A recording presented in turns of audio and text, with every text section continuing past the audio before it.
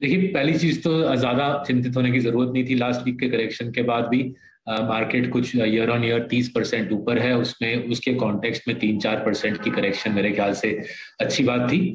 जो हम जुड़े जा रहे हैं, जैसे स्टॉक्स में निवेश किए जा रहे हैं, वो अच्छे बैंक्स जैसे HDFC बैंक, कोटक बैंक, हमको हाई क्वालिटी बैंक्स के साथ काफी काफी दिनों से चाव था, तो हमारे किंग्स ऑफ कैपिटल पोर्टफोलियो में और जुड़ रहे हैं। और साथ ही साथ हमारी जो राइजिंग जायंट AIF है, उसमें भी हम हाई क्वालिटी स्टॉक्स जैसे कि L&T टेक्नोलॉजी सर्विसेज में निवेश कर रहे हैं। सो जो माहौल मेरे ख्याल से बना हुआ है दुनिया भर में एक इकोनॉमिक रिकवरी का, अगर कोविड की और एक लहर आई भी, ये इकोनॉमिक रिकवरी बरकरार रहेगी। सस्ता पैसा, federal reserve, European central bank, RBI सस्ता पैसे की अवेलेबिलिटी, उपलब्धि बरकरार रखेगी। और 2022 का जो वर्ष रहेगा इकोनॉमिक रिकवरी का रहेगा। भले की कोई कोविड की 1-2 लहर और शायद आके कुछ और लॉकडाउन शायद लगा दें, बट मोटा मोटी मार्केट की जो दिशा है हाई क्वालिटी स्टॉक्स और इकोनॉमिक रिकवरी का, ये दिशा एक बरकरार रहेगा और हम उसी मुताबिक निवेश कर रहे हैं।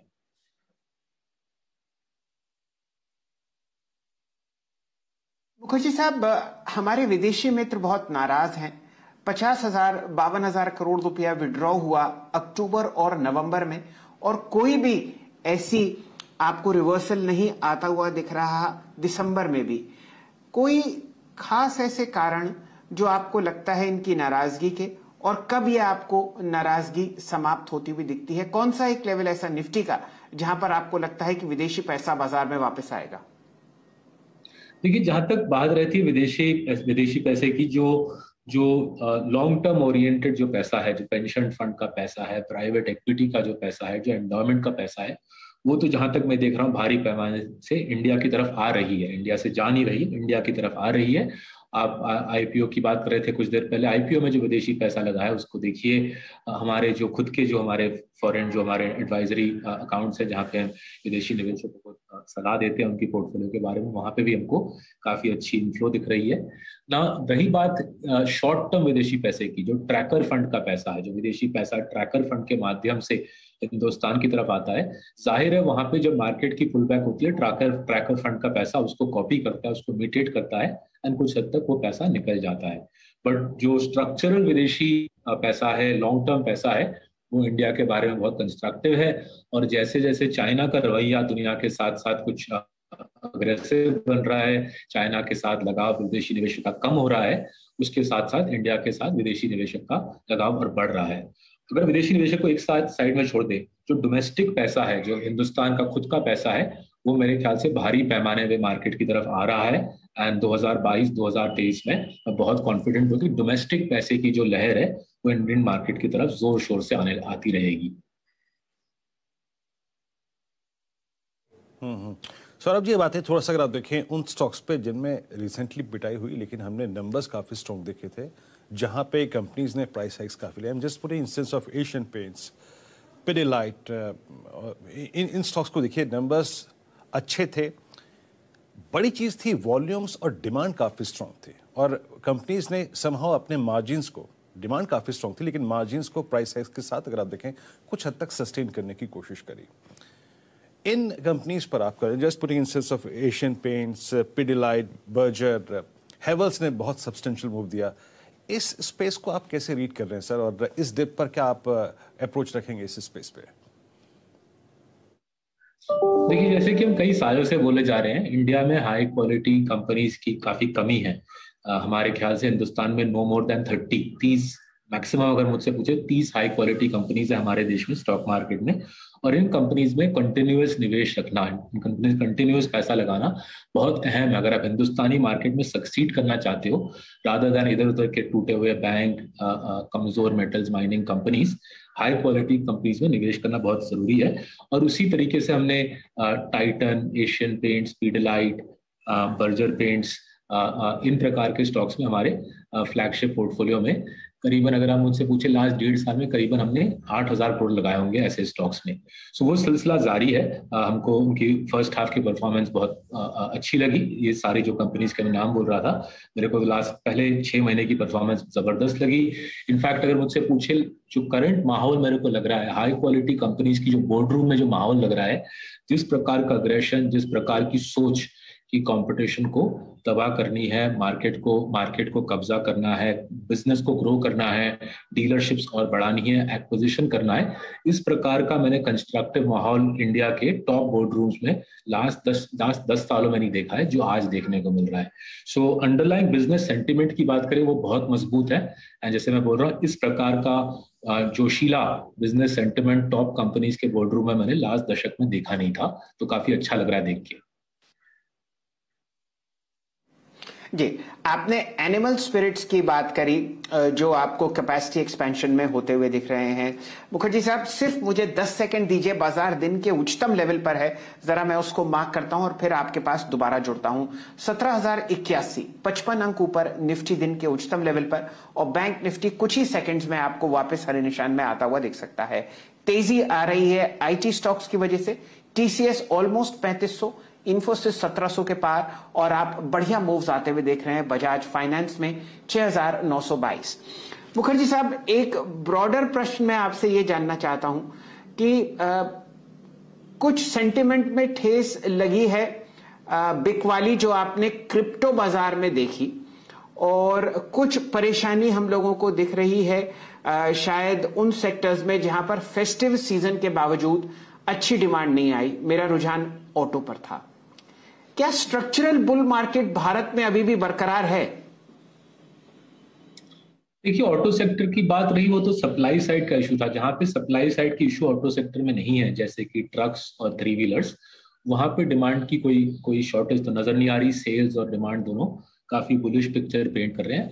जहां पे सेमीकंडक्टर शॉर्टेज की इशू है, जो गाड़ियों में काफी बड़ी इशू है, वहां पे जाहिर है सप्लाई साइड इश्यूज काफी स्ट्रांग है। इसी वजह से डिमांड नहीं आई। मेरे को कुछ ऑटो सेक्टर में डिमांड की त्रुटि तो लग नहीं रही, इसलिए उस इश्यू पे हम उतना ज्यादा हमने दिमाग नहीं खपाया है। और रही बात क्रिप्टो की, देखिए, हर एक बुल मार्केट में कुछ निवेशक होते हैं जिनका दिमाग कम होता है, जोश ज्यादा होता है, तो उनके साथ कुछ खास कोई कर नहीं सकता उनके लिए। वो किसी ना किसी एसेट क्लास में अपना पैसा गंवाएंगे, और बुल मार्केट इस वजह से कभी टूटती नहीं है। एक अनइन्फॉर्म्ड इन्वेस्टर होता है, स्पेक्यूलेटर होता है, स्पेक्यूलेटर को हर एक बुल मार्केट में डिफिकल्टी होती है, बट स्पेक्यूलेटर के हानिकारक निवेश की वजह से बुल मार्केट रुकती नहीं है। बुल मार्केट तब रुकती है जब इकोनॉमिक रिकवरी अपना एग्जॉस्टेड हो जाती है। इकोनॉमिक रिकवरी एग्जॉस्टेड होने का आज सवाल नहीं है, इकोनॉमिक रिकवरी शुरुआती स्टेजेस में है। इसलिए क्रिप्टो में लोगों का क्या हो रहा है उसके बारे में हम ज्यादा दिमाग नहीं खपाते। हम फोकस करते हैं फंडामेंटल्स पे। अच्छी कंपनियां अपने बैलेंस शीट के इस्तेमाल से इकोनॉमी को आगे बढ़ा रहे हैं, एंड इसी वजह से हम अपने निवेश को भी उस प्रकार से आगे बढ़ा रहे हैं। सौरभ जी, अभी मैं आपके जब रीसेंट टेक्स को पढ़ रहा था तो उसमें से बड़ी आपकी एक अच्छी कोट मेरे को नजर आई कि only 1 out of 10 IPOs will become a great compounders. कुछ आईपीओज ने ये काफी हद तक आके रिफ्लेक्ट किया कि आईपीओ मार्केट में आप देखें एक फोबिया सा था, उन्होंने टेबल पे इन्वेस्टर्स के लिए कुछ छोड़ा ही नहीं। लेकिन रीसेंट की लिस्टिंग्स में, रीसेंट के आईपीओज में, वो आईपीओ जो कि आपको काफी पसंद आया था और लिस्टिंग के बाद भी आप उसको होल्ड करना चाहेंगे या फिर पैसा लगाना चाहेंगे? देखिए, स्पेसिफिक आईपीओ पे बात नहीं करूंगा, लेकिन जो इंडिया के आप स्टॉक मार्केट में देख सकते हो कई सालों से कि पहला 12 मंथ्स रहता है बुल मार्केट का, उसमें आईपीओ की क्वालिटी काफी अच्छी होती है। जैसे जैसे बुल मार्केट मैच्योर करता है, बुल मार्केट के दूसरे तीसरे साल में क्वालिटी ऑफ आईपीओ थोड़ी डिटेरियोरेट होती है। एक आध अच्छे कंपनी आते रहते हैं, बट जाहिर है जैसे जैसे बुल मार्केट मैच्योर करता है, मोर अपॉर्चुनिस्टिक कंपनीज अपना प्रवेश करते हैं मार्केट में, एंड सावधान रहना पड़ता है इन्वेस्टर को। तो वही मैं आपके दर्शकों को सलाह दूंगा कि सावधानी बरतिए। आईपीओ की तरफ भागने का कोई ज्यादा जरूरत नहीं है। 10 में से 1 आईपीओ आपको मोटा पैसा बना के देगा। 9 आईपीओज और 9 आउट ऑफ 10 आईपीओज आपका पैसा तोड़ेंगे। तो सावधानी बरतिए प्लीज। मुखर्जी साहब, बाजार डरा हुआ है और ये तो हम लोग इंडिसेस में देख ही रहे हैं, लेकिन एक तेजी की लहर वापस फार्मा स्पेस में आती हुई दिखी है। उसके पीछे कारण जाहिर है। आप अक्सर फार्मा पर अपनी टिप्पणी नहीं करते, और क्या यहां पर इन लेवल्स पर प्राइसेस में कोई आपको ऐसा स्टॉक दिखता है जहां पर 10, 15, 20, 25% की एक अच्छा बाउंस आ जावे अगले 2-3 महीने में? देखिए, फार्मा स्टॉक्स में जो हमारी जो कंसर्न रहती है कि काफी सारे हमारे देश में फार्मा स्टॉक्स की कोई कॉम्पिटिटिव एडवांटेज नहीं है, उनकी खास मार्केट में सुदृढ़ पोजीशन नहीं है। कंपनी भले ही बड़ी हो, लेकिन बैरियर्स टू एंट्री उनके कमजोर रहते हैं। जो हमारे काफी सारे पोर्टफोलियो में जो दो फार्मा स्टॉक्स हैं, एक है एबॉट लैब्स और दूसरा है डिवीज लैब। इनमें हमारी पोजीशन काफी सालों से बनी हुई है और हम इन पोजीशंस में ऐड भी कर रहे हैं। हमको लगता है दोनों कंपनीज का भविष्य अच्छा है एंड डिवीज और एबॉट में हम आज भी निवेश करे जा रहे हैं।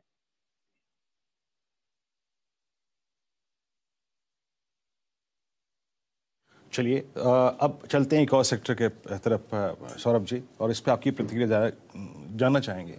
CY21 जिस इंडस्ट्री के लिए इन टर्म्स ऑफ प्राइस अगर अच्छा रहा, जहां पे हमने सब्सटेंशियल प्राइस हाइक्स देखे, और आज भी इस सेक्टर की कंपनी ने प्राइस हाइक किया है, वो है टेलीकॉम पर।